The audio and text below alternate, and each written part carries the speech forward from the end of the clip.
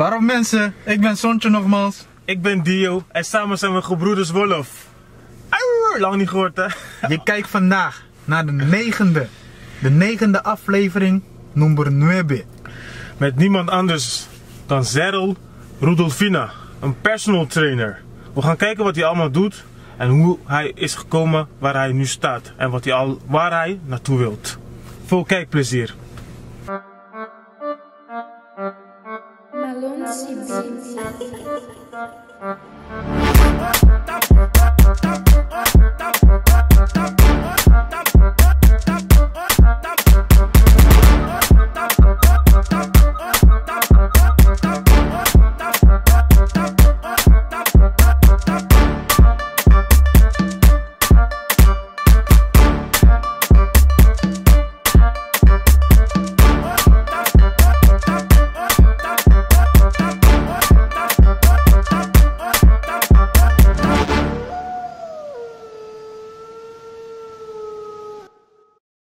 Zero, ten eerste bedankt dat je bij ons wilt instappen. Dankjewel man, bedankt voor jullie man. Yes. Gaan we kijken. Ja, laten we gewoon bij het begin beginnen. Zero Rudolfina. Yes. Wie is dat? Nou, Zero Rudolfina, wie is dat? Is een hele humble guy. Ja. Heb hard moeten werken voor waar ik nu zit, Ja. waar ik ben gekomen. Ja, heel normaal guy, relax, Ja. weet je, family guy. Ik heb 6 kinderen. Ja. Dus ja. Zo mensen, er is één iemand met meer kinderen dan mij. Is dat zo? Dat is niet normaal. Ja, toch. Antilliaan, je bent wel geslaagd man voor een Ja, Antilliaan. ja, toch. Want 6 zo? kinderen.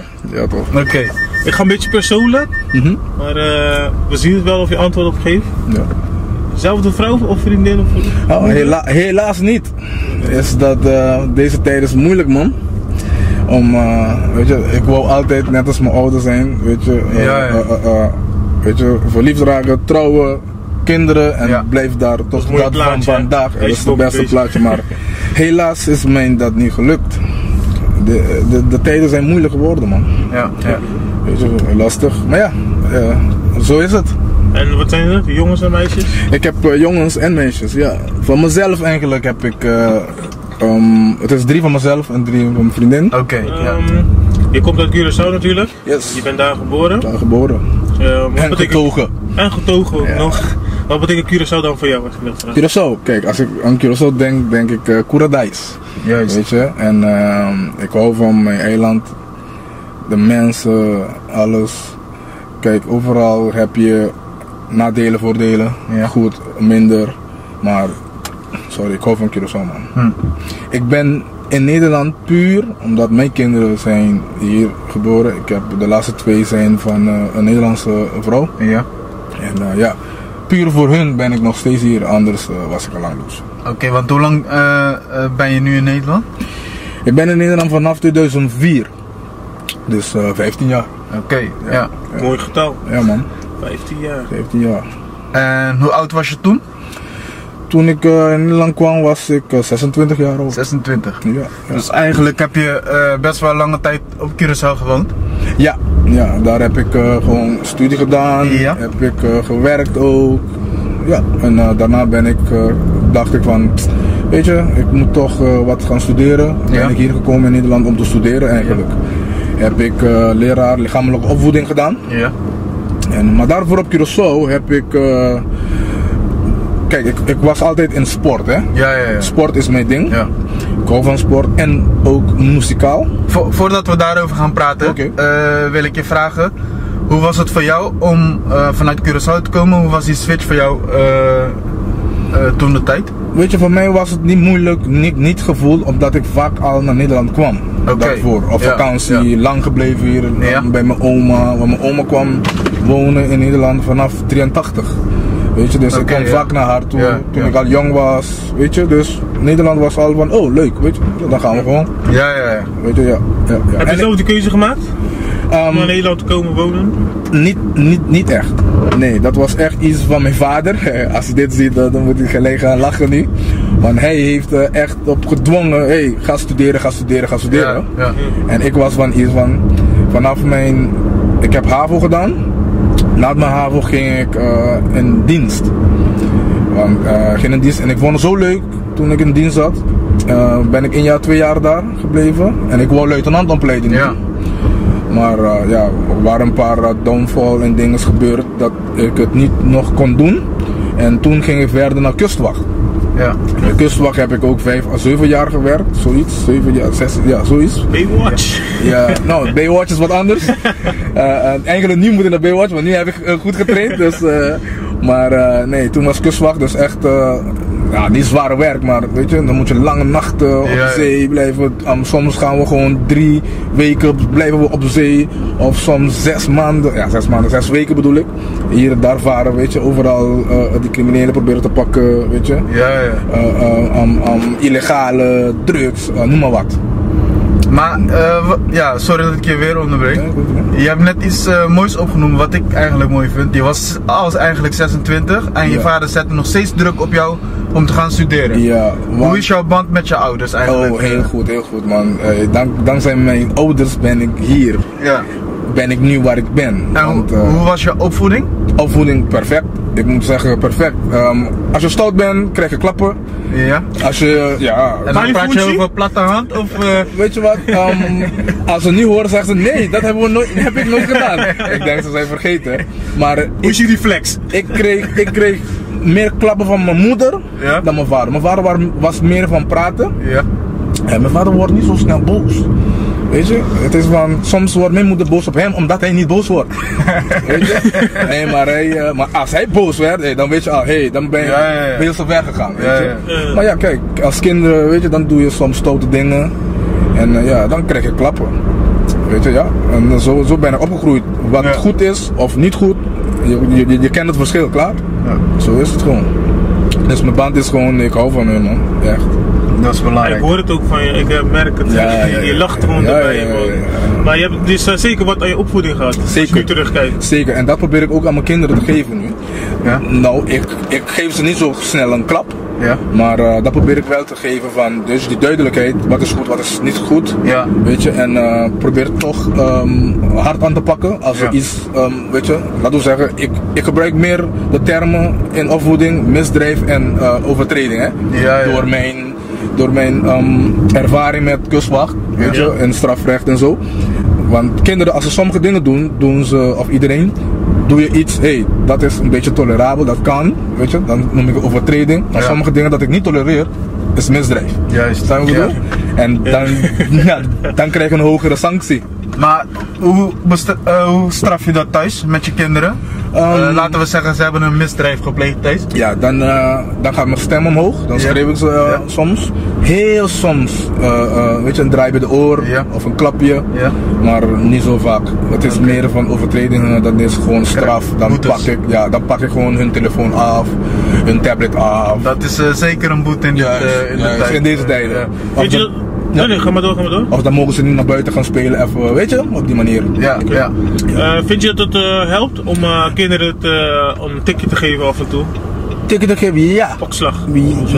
Kijk, pakslag niet. Want vroeger dat kreeg ik. Pakslag, van mijn oma. We kregen pakslag. Maar wat moet ik daarbij begrijpen?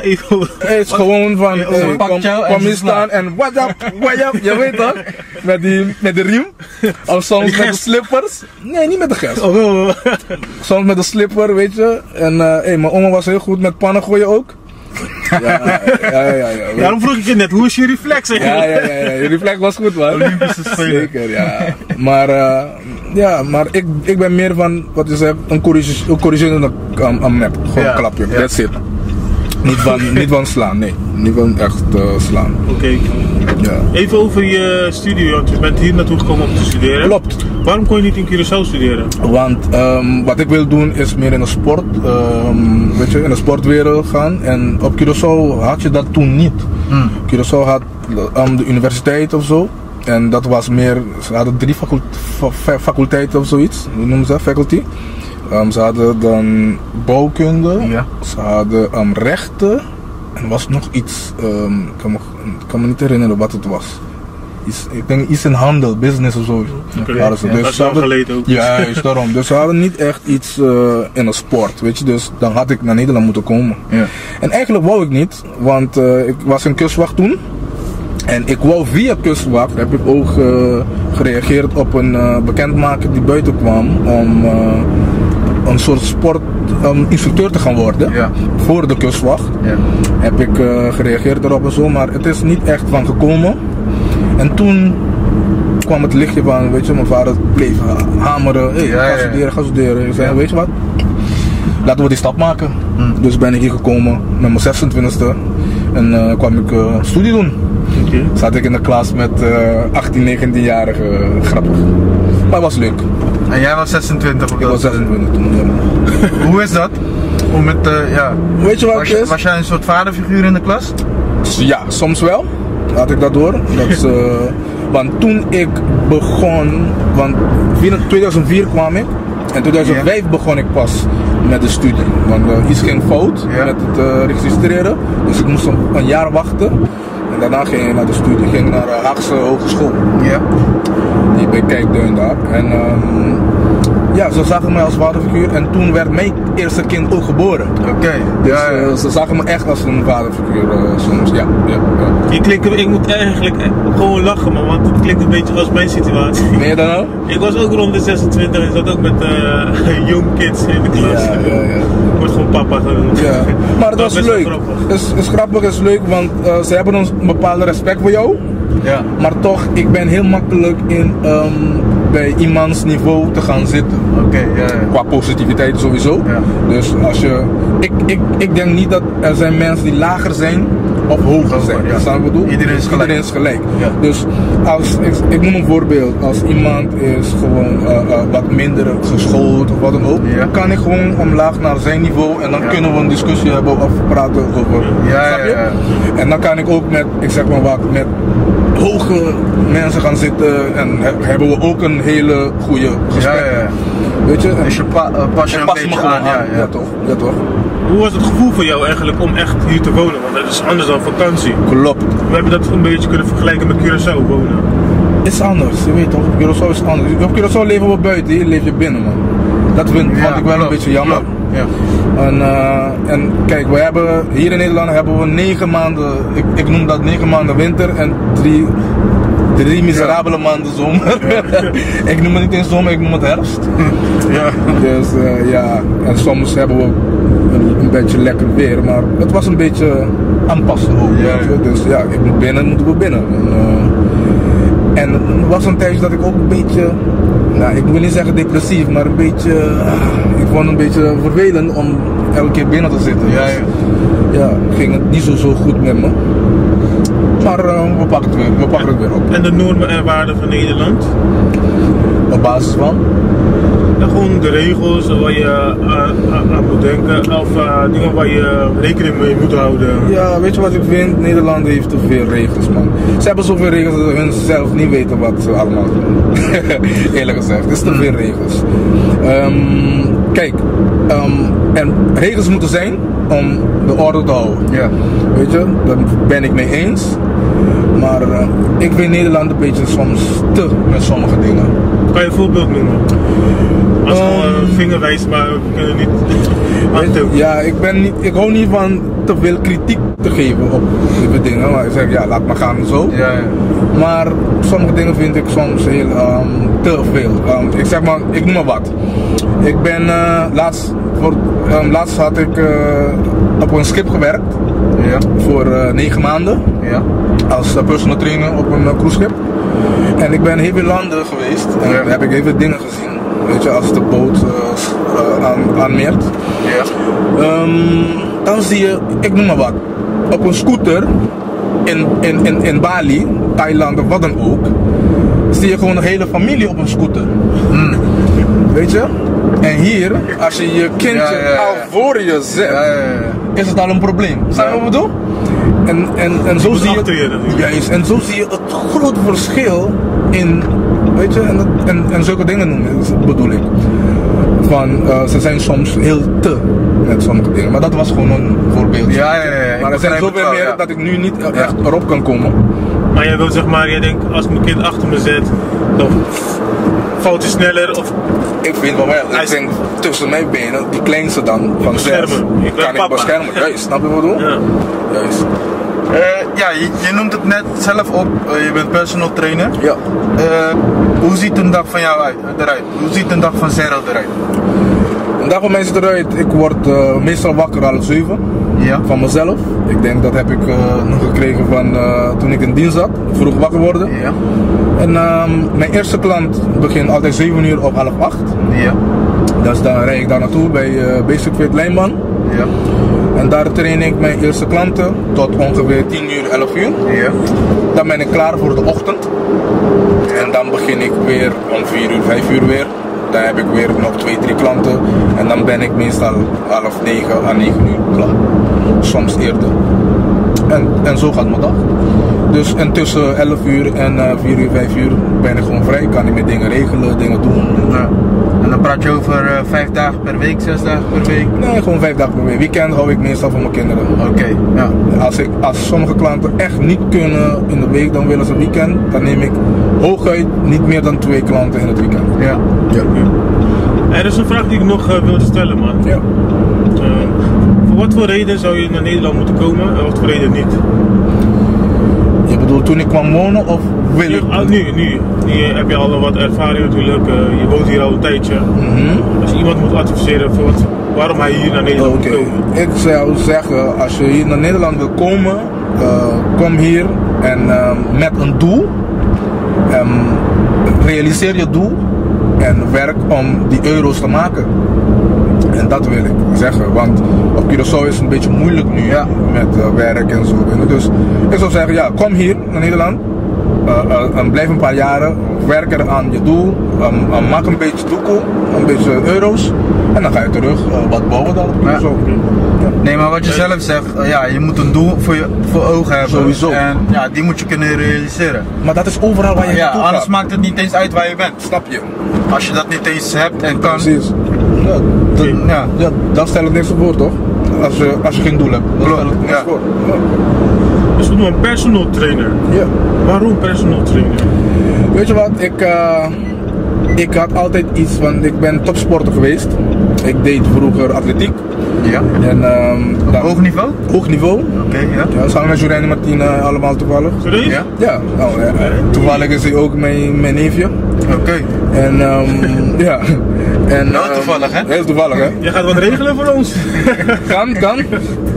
En ik heb ook Amerikaanse voetbal hier gespeeld. Ja. Ik heb een jaartje ook in Duitsland gespeeld, professioneel. Ja. Düsseldorf Panthers. Ja. En dus ik ben altijd in de sportwereld geweest. En wat er is, het ding is, ik heb eerst de leraar lichamelijke opvoeding gedaan. Ja. Alleen, je weet toch, is een soort gymleraar. Ja. In het begin vond ik het echt leuk. Maar daarna dacht ik van, dit is toch niet iets wat ik echt wil. Ja. Ik ben iets meer perfectionist. Weet je? Ik wil dingen goed laten doen, op techniek, weet je? En toen kwam een sportschool die vroeg naar sportinstructeurs om naar personal trainers te maken. Ja. En toen kwam LAPT, is een LA personal training bedrijf. Ja. En die hebben ons opgeleid. LAPT, ja. En die heeft ons opgeleid tot. Politie of zo. Die heeft ons opgeleid tot personal trainers. Oké. En toen dacht ik van dit is mijn ding. Om 1 op 1 met iemand al 100% mijn aandacht aan die persoon geven om zijn of haar doelen te bereiken, te behalen. Maar je bent een sportieve man dus. Ja. Maar ben je ook sportief? Ja, ik ben heel sportief. Toen ik jong was niet zo echt. Ja. Je weet toch, als je een wedstrijd liep met atletiek, als ik tweede word of derde, dan werd ik boos. Ja. Ik wil altijd winnen. Maar ik denk dat is bijna voor iedereen. Hè? Ja. Maar nu, dan weet ik, je moet verliezen om te kunnen winnen.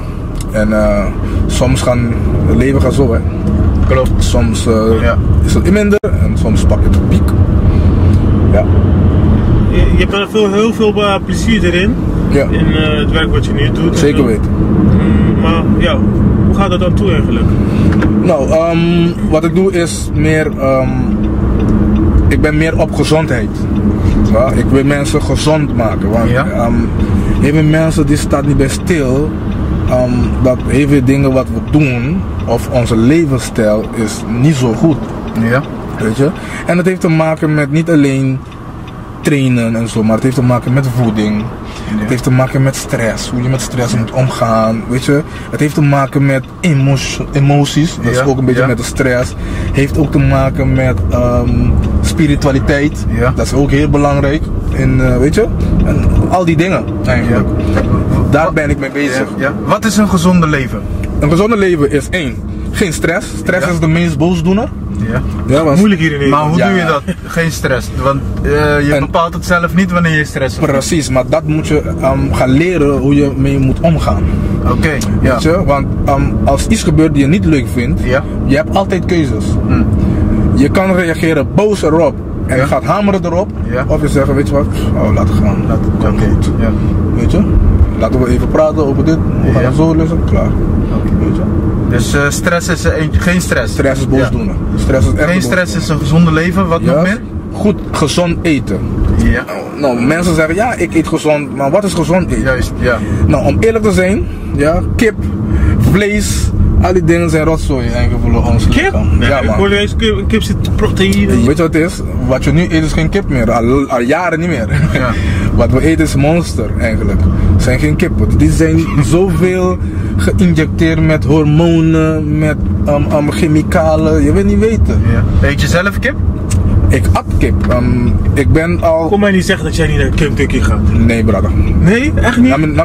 Eerlijk gezegd, de Kentucky heeft me, ik denk zeker 15 jaar, 20 jaar niet meer gezien. Nee? Nee. Wauw. En dat is bewust omdat ik weet, kip wilt eten? Ja, omdat ik weet wat er in die rotzooi zit. Oké. Het is echt slecht voor je. Het is echt slecht voor je. Want ik ga je zeggen. En rijst? Rijst wel. Eet je die wel? Rijst wel, af en toe. Ja. Maar laat me zeggen, in de kip, weet je wat in de kip zit? Hormonen, stress, want de beesten hebben niet echt goed geleefd. Die beest gaat stressen, hun stress krijg je mee in je lichaam. Snap je wat ik bedoel?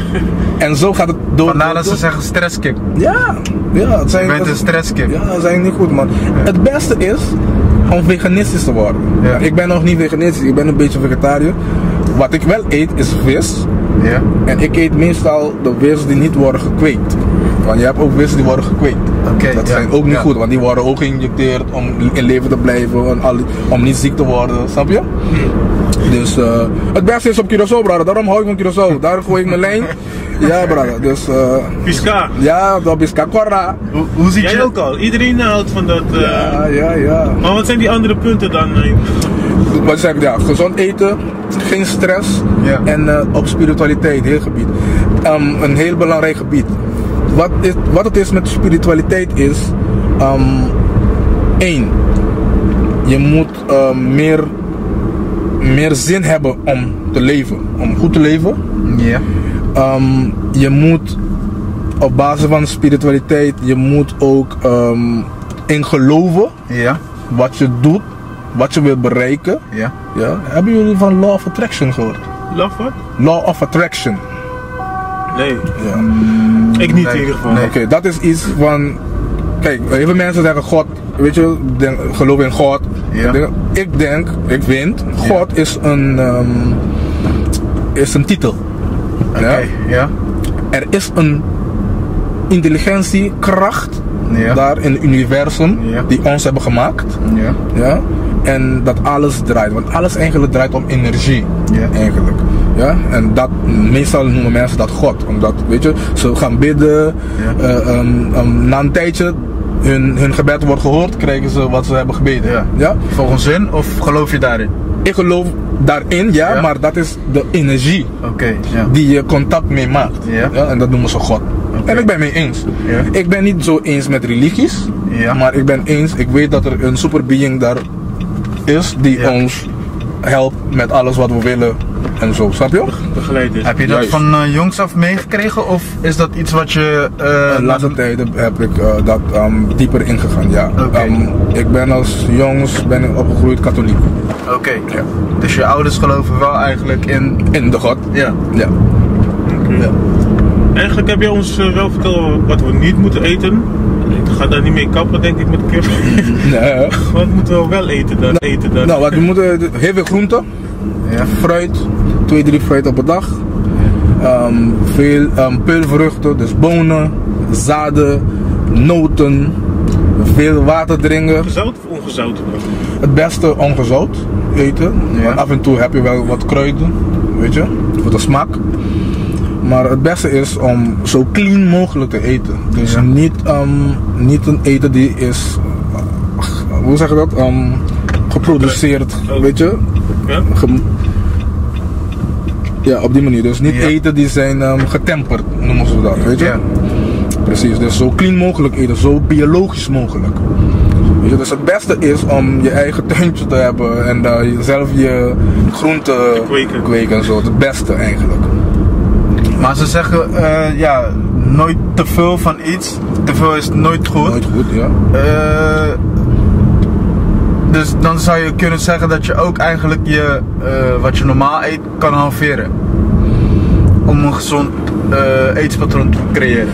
Nou, kijk, iedereen is anders. Ja. Ja, de ene kan meer eten dan de andere. Ja. Het gaat om de lichaamstype, hoe je lichaam. Er zijn 3 lichaamstypen eigenlijk. Ja.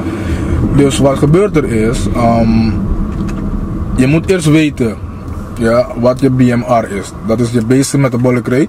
Dat is de Je basic? Je Basal Metabolic Rate. Oké.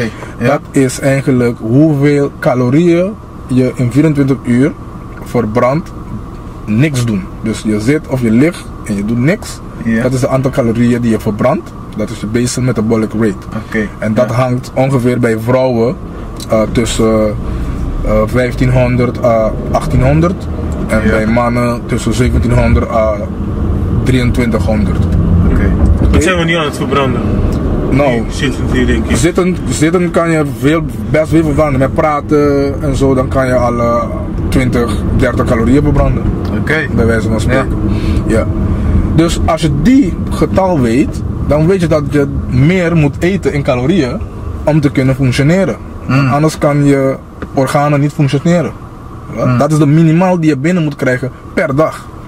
Dus het minimale wat je verliest per dag, moet je binnenkrijgen per dag. Sowieso, anders functioneer je niet goed. Oké, ja. Snap je? Anders krijg je hoofdpijn, krijg je, weet je, krampen, je kan ziek worden. Ja. Ja, ja. Je dingen gaat laag zitten. Hoe zeg je dat weer?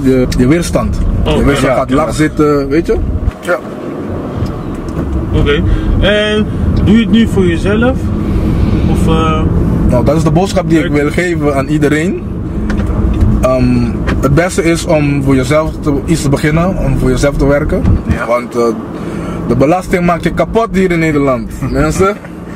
Dus ik heb heel veel gewerkt voor een baas. En geloof kan je dan me, minder als... toen ik ben begonnen voor mezelf, ik dacht van nou, je gaat nooit meer voor een baas werken. Ja, want dit is, ja, het is het beste wat je kan doen, man. En ik ben nu ook bezig om mijn eigen sportschool te beginnen. Ja. En ik ben bezig met een paar investeerders binnen te halen of zo. Dan ga ik mijn eigen sportschool beginnen. Oké, maar hoe doe je dat met je klanten? Haal jij die binnen, benaderen zij jou? Of... Allebei. Allebei. Ik haal ze binnen Ja. en soms benaderen ze mij. Want ik zit op online bij Basic Fit, online op mezelf ook. Dus Oké. ja, dan krijg je reacties. En wat voor mensen komen bij je terecht dan? Van alles nog wat. Mannen, vrouwen, willen afvallen, willen spieren kweken, willen alleen fit worden. Ik heb zelf klanten die willen gewoon even te ontstressen. Weet je? Ja, van alles heb je. Merk je het verschil in mensen, dus hoe dat daartoe gaat? Ja, want wat het is, je hebt mensen die willen voorgaan. En je hebt soms mensen die zeggen, ja, we zijn een beetje wat minder, we zijn een beetje nonchalant, weet je? Dus iedereen is anders. Oké. Komen ze wel eens niet opdagen of zo? Jawel, daar heb je ook. Ik had zelfs een, ik ga geen namen noemen, ik had een klant. Dus het is een groot persoon, want je wilt geen namen noemen? Nee, het is, ik wil nooit namen noemen, want ik wil alles netjes discreet houden. Ja. Er was een klant, ik moest haar bellen. Ze zei, hey, kom je vandaag? Ze zei, ik wil 3 keer in de week trainen. Prima, maar ik moet haar elke keer achter haar reet lopen van, hey, kom je? Ja. Kom op, laten we gaan. Hey, weet je? Ja, en er zijn sommige mensen die bellen en maken netjes hun afspraak klaar. Oké. Dus dan ga je zien dat niet iedereen is hetzelfde, weet je? Ja. Maar tijdens, je geeft trainingen. Ja. Hoe zit het met je eigen fitness? Nou, ik train zelf 5 keer in de Train week. je dan mee? Of, Nee. Als ik werk, dan train ik niet. Oké. Heel veel mensen denken, oh, je bent personal trainer, je hoeft niet te trainen, want alles wat je die mensen laat zien, dan trainen. Nee joh, Ja. je doet niks, want wanneer je die oefening laat zien, is heel licht, is niks voor mij. Ja. Dan is het gewoon puur om die vorm te laten zien, hoe je dat moet doen, Ja. op technisch basis, weet je, technieken. Maar ik train zelf niet, nee.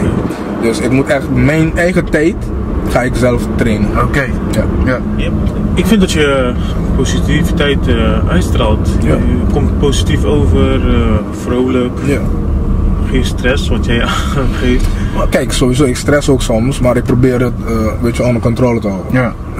Heb je nooit zo'n moment gehad van dat het niet goed ging, dat je even gewoon depressief of zo was? Ja, toen ik een paar jaren dat ik al in Nederland zat, had ik ging werk, moest ik werk zoeken, dus liep ik bijna bij alle uitzendbureaus, Ja. weet je, had geld nodig, ik had een kleintje al, weet je, en een andere kleintje was op weg, weet je, en toen, weet je, dan gaat je, denken, hey, hoe ga ik dit doen, hoe ga ik dat oplossen, weet je, en ik kan me herinneren, wat erger maakte toen was, ik had een auto en overal waar je komt, dan zet de auto even neer, ga ik snel iets verhalen, kreeg ik boete. Al die dingen, weet je, dan gaat de stress ophopen, weet je. En dan had ik een soort gevoel van het weer ook en zo. Ja. De vrouw zei, hey, ga met de kinderen naar buiten spelen, had ik geen zin, weet je. En dan voel ik van, hey, is dit depressie of wat, weet je. Ja. Dat was echt een beetje mijn mindere tijden, maar gelukkig ben ik goed uitgekomen. En hoe? Ja, ik heb toen een baan gekregen, ik ging bij Roadtap werken zelfs. Ja. En ik vond het fantastisch hoor. Nee, maar veel mensen vergissen zich, Roadtap verdient. Ja, want ik ging bij Roadtap even werken via uitzendbureau en toen kwam ik een beetje bovenop, weet je. Ja.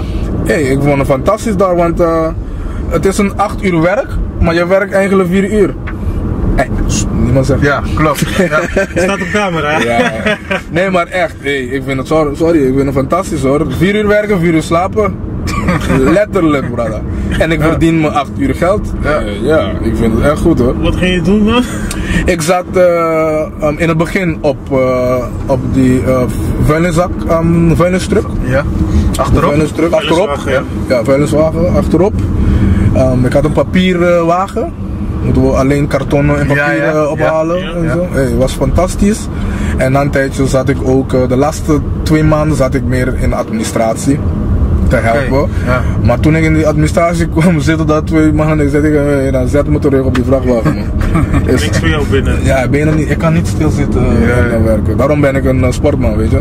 Ik kan niet...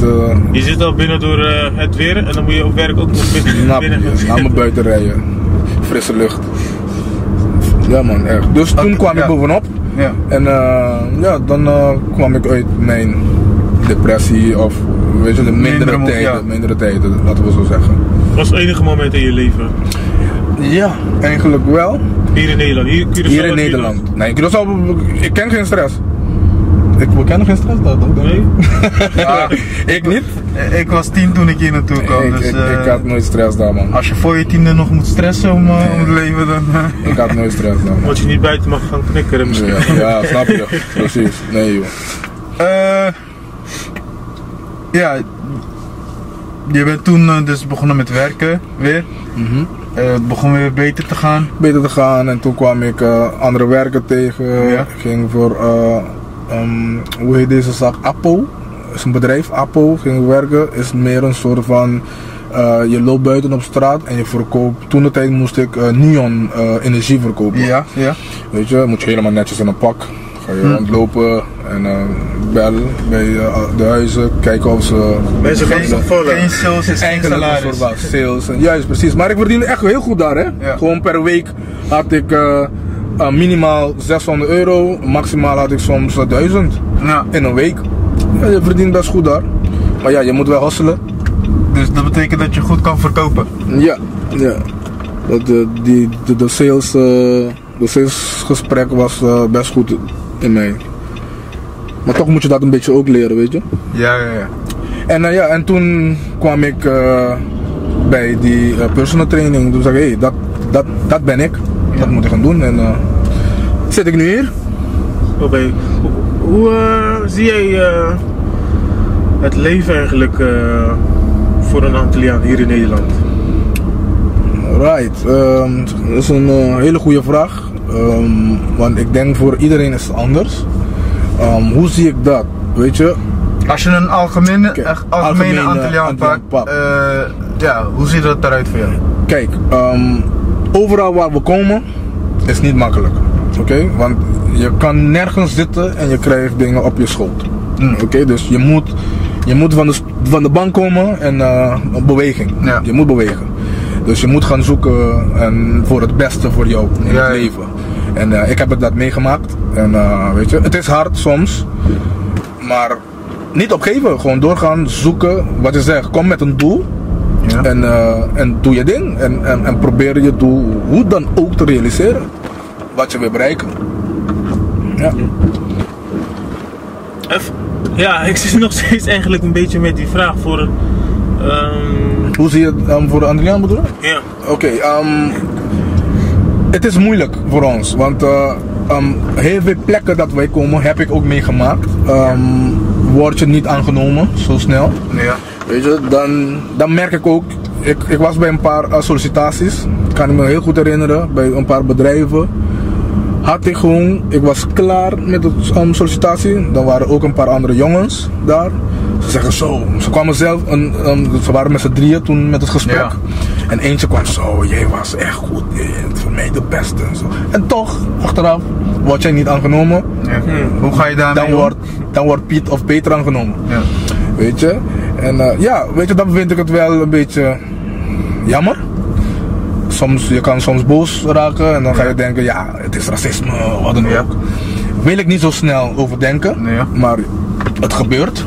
Weet je, we zijn in een land die dat gebeurt. Ja.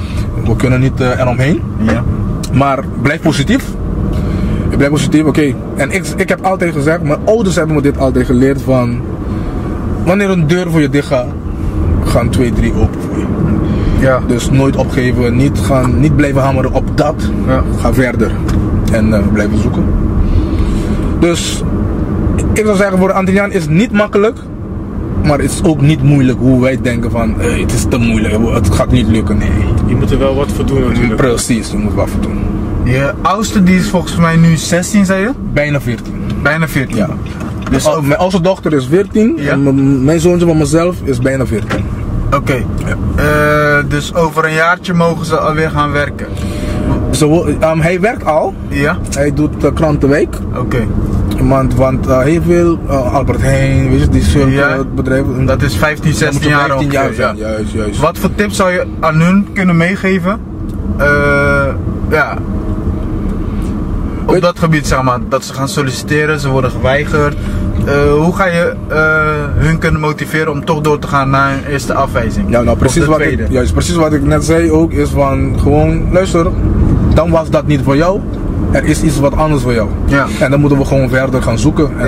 En dan vinden we het vanzelf. Ja, maar papa, dit is al de 4e. Ja, maakt niet uit. En dan maakt niet uit of we die 100 moet doen. Ja. Want zeker weten, want er is een statistiek zegt, als je 10 keer iets probeert, dat het misschien 1 keertje lukt. Ja. Dus dan beter dat je 100 probeert, toch? Ja. Dan heb je zeker 5. Klopt. Snap je wat ik bedoel? Ja. Dus nooit opgeven, gewoon doorgaan. Denk je als je je kinderen... Denk je dat je kinderen trots op je zijn? Ja, Als dat zijn ze zeker. Ja, zeker weten. Soms zeggen ze, ja papa je bent te streng, maar ze houden wel van me. Ja, dat zie ik wel. Hoe merk je dat? Nou, hoe ze doen, de respect, weet je. De kleintjes die komen op mijn schoot, de oudste bijna 14, de andere 14, dan komen ze, weet je, dan zijn ze heel dicht bij jou. Ja. Weet je, je voelt gewoon de liefde. Ja. Weet je? En niet dat er respect van yes sir of zo, weet je, maar toch van Angst. geen angst, juist, maar toch van, weet je, Gewoon vader en kind respect. Juist, Ja. respect, juist. Je ouders, zijn die trots op jou? Oh ja, zeker. Ja? Ze zijn zeker trots. Hebben ze dat ook ooit tegen jou gezegd? Of? Jawel. Kijk, want toen ik wat jonger was ik een beetje snel op mijn tenen getrapt af en toe. Ja. En, door situaties, weet je, dan kan ik soms heel snel boos worden. Ja. Maar de laatste jaren, dan zeggen ze zo, je bent echt veranderd, je bent volwassen geworden. Ja. We zijn echt trots op je, hoe je bent uitgekomen, weet je. Ja, ze zijn echt trots op me. Zeker. Je bent op je teentje getrapt. Snel af en toe. Snel. En mij is bekend in ieder geval dat dat één eigenschap is van de Antillianen misschien, het temperament. Ja. We zijn eigenlijk vergeten te vragen, wat voor eigenschap bezit je nog? Of wat bezit jij als Antilliaanse eigenschap? Ik neem niks, laat me zeggen, ik neem geen rotzooi of BS van iemand. Ik denk dat is het temperament van een goede Curaçaoenaar. Je neemt geen bullseye. Juist. Dus als je iets niet eens bent met mij of wat dan ook, Gewoon zeggen. kom met een onderbouwende kritiek en dan kunnen we over hebben. Maar kom niet zomaar iets lullen van, weet je. Geen vingerwijzen en juist, en zonder een gesprek kippen zonder kop. Weet je, dan word ik boos. Weet je, en dat is gewoon duidelijk. Ik denk een temperament van wij Curaçaoënaars. Ik neem gewoon geen stommiteiten van niemand. Dat is echt iets uit Curaçao? Ik denk van wel. Oké. Of is het van mij? Ik weet niet. Ik denk van wel. Ja. En bezit je ook Nederlandse eigenschappen? Want je vriendin is ook Nederlands? Zij is half Turks. Half Turks. Half Nederlands. Eet jullie om 6 uur? Wat zei je? Eet jullie om 6 uur avond? Ja, we hebben echt niet precies een, we hebben niet precies een tijd dat we eten in de avond. Het is rond half 7 uur. Ja. Rond 6 uur al, ja, zoiets. Maar bezit je zelf wel een Nederlandse eigenschap? Afspraak is afspraak? Afspraak is afspraak, ja. Maar dat heb ik puur voor mijn werk. Ja. Afspraak is afspraak. Anders niet. Ja, want kijk, juist. Want anders is gewoon rustig, chillen. Want anders ga je stressen. Ja. Snap je? Ja. Dus kijk, als serieuze dingen afspraak worden gemaakt, is afspraak. Ja. Weet je, dat tijd is aangegeven, dan moet je daar zijn. Klaar, punt uit. En voor andere zaken ben ik wat flexibel. Oké. Je vrouw is half Turks, zei je? Ja. Hoe is haar familie daarmee omgaan? Antilliaan. Geloof mij, het is mij bekend dat wij nu goed zijn. Volgens mij bij Turkse mensen in ieder geval. We denken dat we alleen maar iets zijn. Wat doet die Arab met mijn dochter? Ja. Weet je wat grappig is? Toen ik haar leerde kennen, kenden ze haar Turkse familie nog niet eens. Zij kende het niet? Nog niet. Ja. Want ze heeft haar vader toen nooit gezien. Dus ze kende haar vader pas toen ze 33 jaar oud was. En toevallig zit ik nu weer op tv. Ik zat met haar ook op tv bij Spoorloos. Kennen jullie die? Ja. Dus ging zij haar vader zoeken. En toen heeft ze haar vader gekend. En toen was er ineens een Turkse familie. Dus de Turkse familie kwam in haar leven, ik was er daar al. Dus dan hebben ze weinig te zeggen nog. Wie heeft die stap genomen eigenlijk? Denk ik wel. Wie heeft die stap genomen? Zij zelf, maar in het begin heb ik haar gepusht. Maar ze wou even niet en zo, dus ik liet het gaan. Ik zei, is goed, dat moet je weten. Ik vind wel dat je dat moet doen. Ja, dus Weet je, maar het ligt aan jou. En daarna heeft ze wel die stap genomen. Maar zij wil al vanaf jong, zei ze, dat wil ze wel, maar ze wist niet hoe dat was. En het is ons wel gelukt. Je bent de keeper, man, voor haar. Ja. goed bezig hier. Ja, toch. Oké, duidelijk. Even voor onze kijkers, of voor de vrienden van onze kijkers in ieder geval, om een motiverend bericht van mensen die iets willen doen of met iets bezig zijn. toch niet meer zien zitten of niet meer in geloven.